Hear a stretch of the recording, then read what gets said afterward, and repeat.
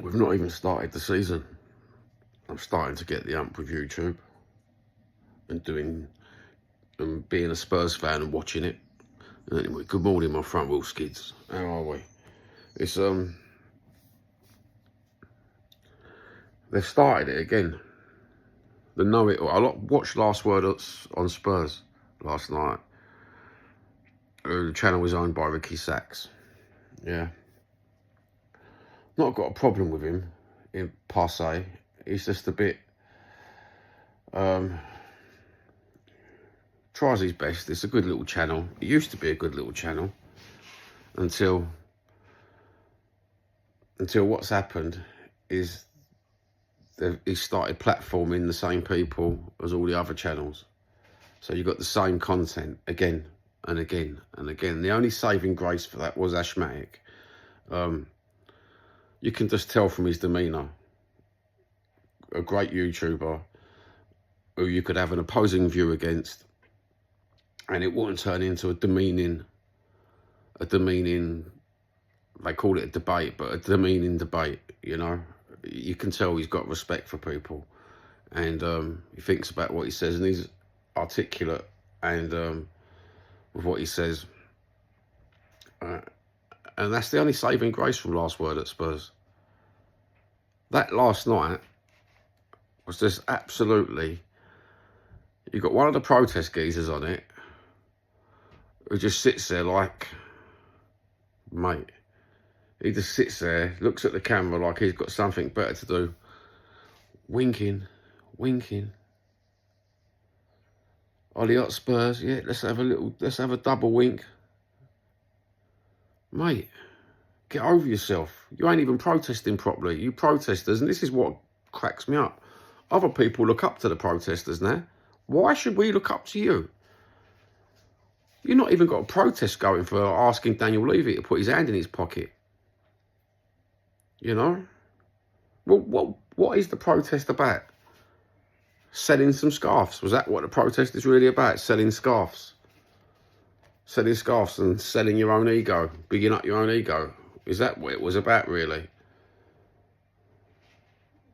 Because we're still all Yid Army sitting here waiting for the transfers to go, but you's lot have got a website, you've got a mouthpiece on TV, well, on YouTube. You've got a mouthpiece on these bigger channels, like us little channels ain't got, but you're not doing the job properly, you're not protesting properly, you're not asking for Daniel Levy to put his hand in his pocket. All you're doing is proper waffle on TV, and then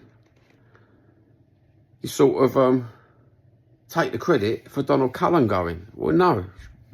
The fact is, she went to be with her family. She's getting on there. She don't want to do Tottenham.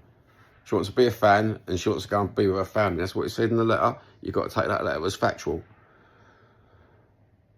And then you're telling us to divide, unite under Thomas Frank. Well, no, that's not how it goes, because other people have got views on that. Other people have got views. See? You're just telling people what to do. No one, you don't need to tell people what to do. We're Spurs fans, we know what to do. We support the fucking club, bruv. We want Daniel Levy to put his hand in his pocket. But no, it falls on deaf ears with you lot, because it's all about the ego, being on Facebook, sitting there and fucking on YouTube, swilling the ego. Little piggies all sitting around the YouTube table. Nah, bollocks, mate. Bollocks. Johnny Ham sitting on that Last Word at Spurs last night. Oh, mate, he knows everything, doesn't he? He even knows the job offers that old Vinay got, the Arsenal CEO that we got in. He knows all the job offers, because he knows he was sitting in the office, don't you know? He was answering the phones for Vinny. He was pouring him drinks, pouring him his sparkling water while he was getting all these job offers. Yeah. Of course you did, Johnny. Of course you know, don't you? Of course you know. Like you know about everything. Like you know about politics. Like you know about your religion. Yeah. And then you bring it into the fucking realm of football. Your politics and your religion, bruv. One thing we never do is bring fucking religion and politics into football. Football is our fucking religion. Whatever religion you are, you leave it at the door of a football ground. You know what I mean? The only time we've ever stuck up for a religion is when them silly bastards, other football teams, started taking the piss out of the religion of some of our supporters. A small percentage of our supporters took the piss out of during the 70s and 80s. We stuck up for you. We reclaimed the word Yid Army. The words that a lot of these football Tottenham channels ain't allowed to fucking say, and they won't say no more. We reclaim the word Yid Army, bruv. That's the only time religion comes into fucking football, is when we reclaim the fucking word. And now none of yous are going to say it. None of yous have got the bottle to say it. That's the only fucking time religion comes into the context of football, when we're sticking up for fucking someone. We're the greatest multicultural fucking football team that ever lived, bruv. We're fucking Tottenham Hotspur. And yous can't even fucking say it, bruv. I'm down fucking the high street, bruv. Down the fucking high road, mate. There's rastas shouting out, Yid Army. Yous lot ain't got the bottle to say it. All the Tottenham community ain't got a bottle to say it on fucking TV. You ain't even got the bottle to put it on behind you.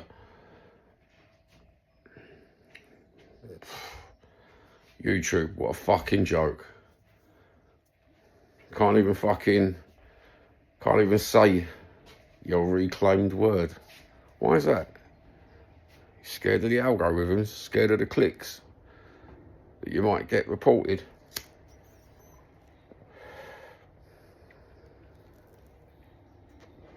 Nah, bruv. It's not about that. It's about the reclamation of the word. In the context of Tottenham Hotspur Football Club and being a Tottenham fan, we're allowed to say it. Get over. Have a good one. Take care. God bless. Baked potato.